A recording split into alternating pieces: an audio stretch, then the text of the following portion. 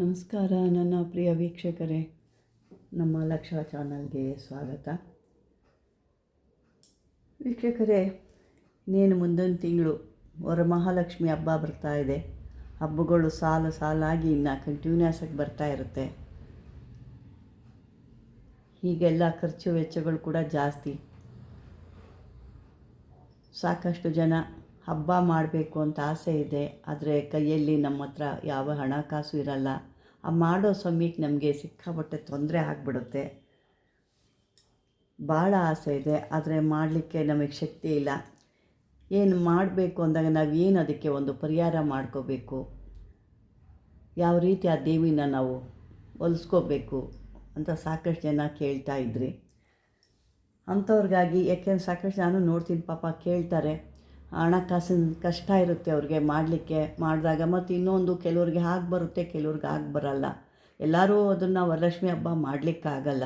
ಕೆಲವೊಬ್ಬರು ಮಾತ್ರ ಮಾಡಲಿಕ್ಕೆ ಸಾಧ್ಯ ಆಗುತ್ತೆ. ಎಲ್ಲರೂ ಒಂದು ಇದನ್ನು ಈಗ ಏನಾಗ್ಬಿಟ್ಟಿದೆ, ಒಬ್ಬರು ನೋಡಿ ಒಬ್ಬರು ಕಲ್ತ್ಕೊಂಡು ಮಾಡ್ತಾ ಇದ್ದಾರೆ. ಒಳ್ಳೆಯದಾದರೆ ಓಕೆ, ಪರವಾಗಿಲ್ಲ. ಹಾಗಾಗಿ ಇದು ಒಬ್ಬರಿಗೆ ಸಾಧ್ಯ, ಕೆಲವರಿಗೂ ಅಸಾಧ್ಯ.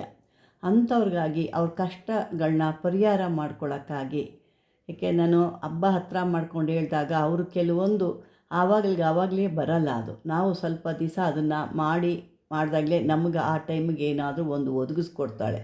ಅಂಥದ್ದು ಇವತ್ತು ನಾವು ನಿಮ್ಮ ಕಷ್ಟಗಳೆಲ್ಲ ಪರಿಹಾರಕ್ಕೆ ಮತ್ತು ಆ ಮಹಾಲಕ್ಷ್ಮಿ ನಿಮ್ಮಲ್ಲಿ ಬಂದು ಸೇರಿ ನಿಮ್ಮ ಕಷ್ಟಗಳನ್ನೆಲ್ಲ ಪರಿಹಾರ ಮಾಡಿ ನಿಮಗೂ ಕೂಡ ಆ ಆಸೆನ ಈಡೇರಿಸಲಿ ಅನ್ನೋ ಉದ್ದೇಶಕ್ಕೆ ನಾನು ಒಂದು ಈ ವಿಡಿಯೋ ಮಾಡ್ತಾಯಿದ್ದೀನಿ. ಇದು ಬಂದು ನಿಮಗೆ ಸ್ವರ್ಣ ಯಕ್ಷಿಣಿ ಅಂತಂದ್ಬಿಟ್ಟು,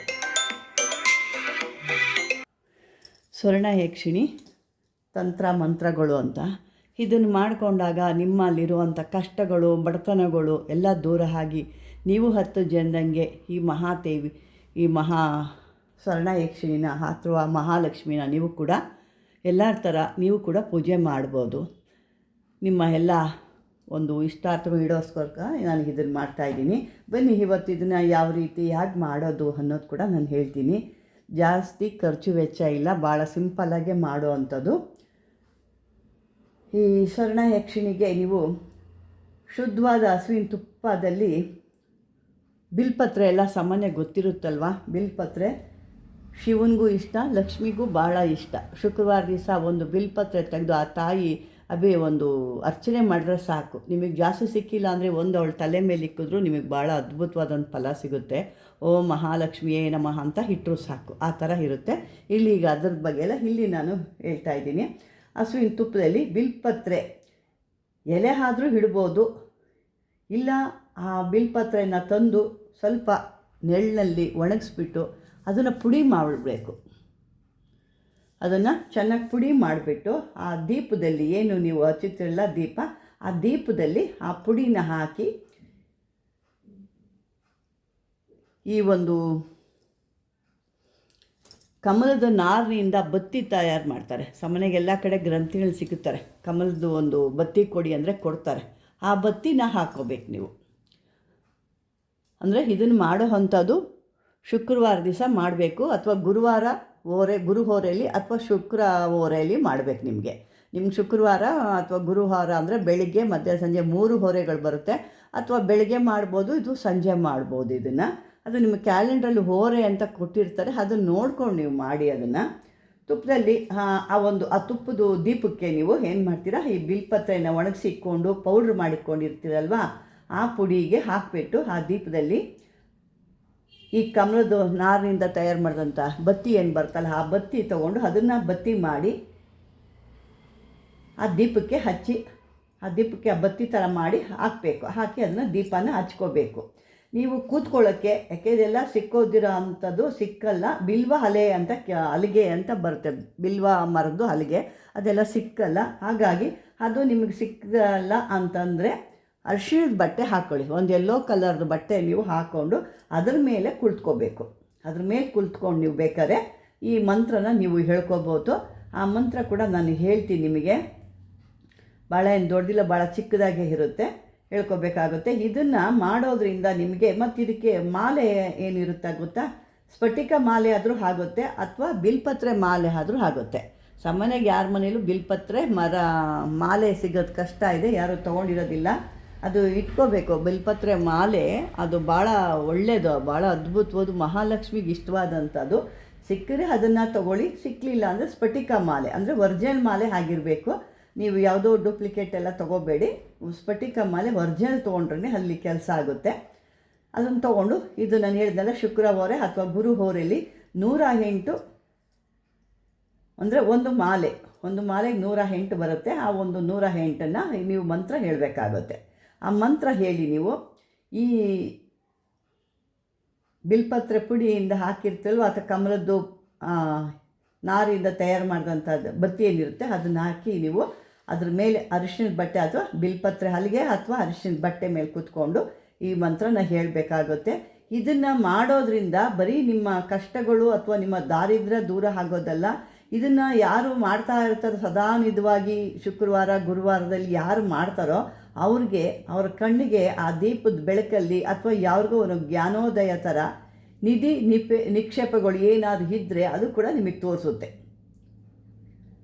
ಈ ಒಂದು ಚಿನ್ನ ಅನ್ನೋದು ಯಾವುದೋ ಒಂದು ರೀತಿಯಲ್ಲಿ ಆರ್ಥಿಕವಾಗಿ ಬಂದು ನಿಮಗೆ ಸೇರುತ್ತೆ. ಅಂಥ ಅದ್ಭುತವಾದಂಥ ಈ ಸ್ವರ್ಣಯಕ್ಷಿಣಿ ಮಂತ್ರ ಭಾಳ ಅದ್ಭುತವಾಗಿರುವಂಥ ಸ್ವರ್ಣಯಕ್ಷಿಣಿ ಮಂತ್ರ. ಈ ಸ್ವರ್ಣಯಕ್ಷಿಣಿ ಮಂತ್ರ ನಾನು ನಿಮಗೀಗ ಹೇಳ್ತಾ ಇದ್ದೀನಿ. ಓಂ ಹೈಂ ಲಕ್ಷ್ಮೀ ಶ್ರೀಂ ಕಮಲಧಾರಿಣಿ ಕಲಹಂಸಿ ಸ್ವಾಹ ಹಾಗೂ ಹೇಳ್ಬೋದು. ನಿಮಗಿದು ದೊಡ್ಡದಾಯಿತು ಅಂದರೆ ಓಂ ಸ್ವರ್ಣಯಕ್ಷಿಣಿಯೇ ನಮಃ ಇಷ್ಟು ಹೇಳ್ಕೊಬೋದು. ಇದನ್ನಾದರೂ ಹೇಳ್ಬೋದು. ಈಗ ನಾನು ಮೊದಲೇ ಹೇಳ್ದಂಗೆ ಓಂ ಹೈಂ ಲಕ್ಷ್ಮೀ ಶ್ರೀಂ ಕಮಲಧಾರಿಣಿ ಕಲಹಂಸಿ ಸ್ವಾಹ ಇದನ್ನಾದರೂ ಹೇಳ್ಕೊಬೋದು. ಇಲ್ಲ ಅಂದರೆ ಮಾಮೂಲಿಯಾಗಿ ಸ್ವರ್ಣಯಕ್ಷಿಣ್ಯೇ ನಮಃ.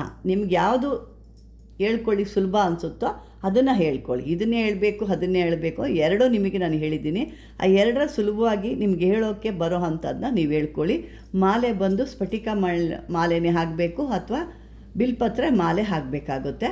ಎರಡರಲ್ಲಿ ನಿಮ್ಗೆ ಯಾವ್ದಾದ್ರು ಒಂದನ್ನು ನೀವು ಆರಿಸ್ಕೊಳ್ಳಿ ಅಂತ ಹೇಳ್ತೀನಿ. ಮತ್ತು ಕೂತ್ಕೋಬೇಕಾದ್ರೆ ಕೂಡ ನಾನು ಅದೆಲ್ಲ ಹೇಳಿದ್ದೀನಿ. ನಿಮಗೆ ನೈವೇದ್ಯಕ್ಕೆ ಅಂತಂದರೆ ಒಂದು ಸ್ವಲ್ಪ ಹಾಲಿಗೆ ಒಂದು ಸ್ವಲ್ಪ ಜೇನುತುಪ್ಪ, ಒಂದು ಚೂರು ತುಪ್ಪ, ಜೇನುತುಪ್ಪ, ತುಪ್ಪ, ಮೊಸರು, ಹಾಲು ಇಷ್ಟನ್ನು ಹಾಕಿ ಬೇಕಾದ್ರೆ ಜೇನುತುಪ್ಪ, ಮೊಸರು, ಒಂದು ಸ್ವಲ್ಪ ಮೊಸರು ಹಾಕ್ಕೋಬೋದು. ಅಂದರೆ ಹುಳಿ ಮೊಸರು ಹಾಕಬಾರ್ದು. ಲಕ್ಷ್ಮಿಗೆ ಹುಳಿ ಇಷ್ಟ ಆಗಲ್ಲ. ಹಾಗಾಗಿ ನಿಮ್ಮ ಮನೆಯಲ್ಲಿ ತಯಾರು ಮಾಡಿದಂಥ ಮೊಸರಿದ್ದರೆ ಮಾತ್ರ ಸ್ವಲ್ಪ ಹಾಕ್ಕೊಳ್ಳಿ. ಅಂಗಡೀಲಿ ತಂದು ಹಾಕಕ್ಕೆ ಹೋಗಬೇಡಿ. ಈ ರೀತಿ ಮಾಡ್ಕೊಳ್ಳಿ. ಅದ್ರ ಜೊತೆಗೆ ನಿಮಗೆ ಬೇರೆ ಇನ್ನೇನಾದರೂ ಒಂದು ಸಿಹಿ ಪದಾರ್ಥ ಹಾಕ್ಕೊಳ್ಳಿ. ಏನೂ ಸಿಕ್ಕಲಿಲ್ಲ ಅಂದರೆ ಪರವಾಗಿಲ್ಲ, ಒಂದು ಬಾಳೆಹಣ್ಣನ್ನು ಕಟ್ ಮಾಡಿ ಹಾಕಿ. ಏನು ತುಪ್ಪ, ಜೇನುತುಪ್ಪ, ಹಾಲು, ಈ ಮನೇಲಿ ತಯಾರು ಮಾಡಿದಂಥ ಮೊಸರು, ಒಂದು ಬಾಳೆಹಣ್ಣು, ಅಲ್ಲಿಗೆ ಪಂಚಾಮೃತ 5 ಥರದ್ದು ಆಯಿತು. ಅಲ್ಲಿ ಅಷ್ಟನ್ನು ಹಾಕಿ ಸಣ್ಣ ಸಣ್ಣ ಹೆಚ್ಚಿಕ್ಕಿ ಆ ದೇವಿಗೆ ನೀವು ನೈವೇದ್ಯನ ಇಡ್ಬೋದು. ಇದು ನೀವು ಈಗ ಮುಂದೆ ಬರುವಂಥ ಈ ಆಷಾಢದಲ್ಲಿ ಮಹಾಲಕ್ಷ್ಮಿ ಪೂಜೆ ಮಾಡ್ತಾರೆ. ಈ ಆಷಾಢ ಲಕ್ಷ್ಮಿ ಅಂತಲೇ ಹೇಳ್ತಾರೆ. ಭಾಳ ಅದ್ಭುತವಾಗಿರುತ್ತೆ. ಮೊದಲನೇ ವಾರದಿಂದನೇ ನೀವು ಶುರು ಮಾಡಿಕೊಂಡ್ರೆ ನಿಮಗೆ ವರಮಹಾಲಕ್ಷ್ಮಿ ಬರೋಷ್ಟೊತ್ತಿಗೆ ಒಂದಿಷ್ಟು ದಿನ, ಒಂದಿಷ್ಟು ವಾರ ಅಂತ ಆಗುತ್ತೆ. ಅಷ್ಟರ ಒಳಗಡೆ ಆ ಮಹಾಲಕ್ಷ್ಮಿ ನಿಮಗೆ ದಯ ತೋರಿ ನಿಮ್ಮ ಕಷ್ಟಗಳೆಲ್ಲ ದೂರ ಮಾಡಿ ನಿಮಗೂ ಕೂಡ ವ್ರತ ಮಾಡುವಂಥ ಒಂದು ಪುಣ್ಯ ಸಿಕ್ಕುತ್ತೆ. ಇದು ಹೆಣ್ಣು ಮಕ್ಕಳಾದರೂ ಗಂಡು ಮಕ್ಕಳು ಯಾರಾದರೂ ಮಾಡ್ಬೋದು. ಇದಕ್ಕೆ ಯಾವುದೇ ರೀತಿ ಇಲ್ಲ. ಮತ್ತು ಹೆಣ್ಣು ಮಕ್ಕಳಲ್ಲಿ ಏನಪ್ಪ ಅಂದರೆ ಯಾವುದಾದ್ರೂ ಅವರ ಒಂದು ದಿನಗಳು, ಒಂದು 5 ದಿನಗಳಿದ್ದಾಗ ಅದನ್ನು ಬಿಟ್ಬಿಡಿ. ಏಕೆಂದರೆ ಅದೆಲ್ಲ ನೋಡ್ಕೊಂಡು ಮಾಡಿದಾಗ ನಿಮಗೆ ಕರೆಕ್ಟಾಗಿ ಸಿಗುತ್ತೆ. ನಿಮಗೆ ಅದು ನೋಡ್ಕೊಂಡು ಮಾಡಿದಾಗ ನಿಮಗೆ ಆ ರೀತಿ ಒಂದು ಅದ್ಭುತವಾದಂಥ ಫಲಗಳು ಸಿಗುತ್ತೆ. ಈ ಒಂದು ಅಲ್ಲಿವರೆಗೂ ನಿಮ್ಮ ಕೈಯಲ್ಲಿ ಸಾಧ್ಯ ಆಯಿತು ಅಂದರೆ ಒಂದು ಬಿಲ್ಪತ್ರ ತಂದು ಆ ದೇವಿಗೆ ಒಂದು ಅರ್ಚನೆ ಮಾಡ್ತಾಯಿರಿ. ಆಷಾಢದಿಂದ ಶುರು ಮಾಡಿ ಅಥವಾ ಇನ್ನು ಮುಂದೆ ಕೂಡ ಮಾಡ್ಬೋದು. ಈಗಲೂ ಕೂಡ ಏನು ತೊಂದರೆ ಏನಿಲ್ಲ, ಯಾವಾಗಾದ್ರೂ ಮಾಡ್ಬೋದು. ಈ ದೇವಿದು ಅಂದರೆ ಭಾಳ ಆಷಾಢದಿಂದ ಶುರು ಮಾಡಿ ಒಳ್ಳೆಯದು ಅನ್ನೋದು. ಅಥವಾ ನಿಮಗೆ 9 ವಾರ ಅಥವಾ ಈ ರೀತಿ 5 ವಾರ 9 ವಾರ ಮಾಡ್ತೀನಿ ಅಂದ ಕೂಡ ಇದನ್ನು ಮಾಡ್ಕೋಬೋದು. ಯಾಕೆಂದರೆ ಹಬ್ಬದಷ್ಟೊತ್ತಿಗೆ ಅಷ್ಟು ವಾರಗಳು ಆಗುತ್ತೆ ಅಂತ ಲೆಕ್ಕ ಹಾಕ್ಕೊಂಡು ನೀವು ಮಾಡ್ಬೋದು. ಆ ಥರ ಮಾಡಿದಾಗ ನಿಮಗೂ ಕೂಡ ಆ ಮಹಾಲಕ್ಷ್ಮಿ, ಆ ವರಮಹಾಲಕ್ಷ್ಮಿ ದಯೆ ನಿಮಗೂ ಕೂಡ ಸಿಕ್ಕಿ ನೀವು ಕೂಡ ಅದ್ಭುತವಾಗಿ ನಿಮ್ಮ ಕಷ್ಟಗಳನ್ನ, ಬಡತನಗಳನ್ನೆಲ್ಲ ದೂರ ಮಾಡಿ ಎಲ್ಲರಂತೆ ನೀವು ಕೂಡ ವರಮಹಾಲಕ್ಷ್ಮಿನ ಕೂರಿಸ್ಕೋಬೋದು ಅಂತ ಹೇಳ್ತಾ ವೀಕ್ಷಕರೇ, ಈ ಒಂದು ವಿಡಿಯೋ ನಿಮಗಿಷ್ಟವಾದರೆ ಮಾಮೂಲಿಯಾಗಿ ಲೈಕ್ ಮಾಡಿ. ಎಲ್ಲರಿಗೂ ಯಾರಿಗಾದ್ರೂ ನಿಮ್ಮ ಸ್ನೇಹಿತರು, ಬಂಧು ಬಳಗ ಯಾರೇ ಇದ್ದರೆ ಅವ್ರಿಗೂ ಶೇರ್ ಮಾಡಿ. ಅವ್ರಿಗೂ ಕಷ್ಟದಲ್ಲಿದ್ದರೆ ಅವರು ಇದನ್ನು ಮಾಡ್ಕೊಳ್ಳಿ. ಯಾರು ಹೊಸ್ದಾಗಿ ನನ್ನ ವಿಡಿಯೋ ನೋಡ್ತಿದ್ರೆ ಸಬ್ಸ್ಕ್ರೈಬರ್ ಮಾಡ್ಕೊಳ್ಳಿ ಅಂತ ಹೇಳ್ತಾ, ಜೈ ಮಹಾಲಕ್ಷ್ಮಿಯೇ ನಮಃ.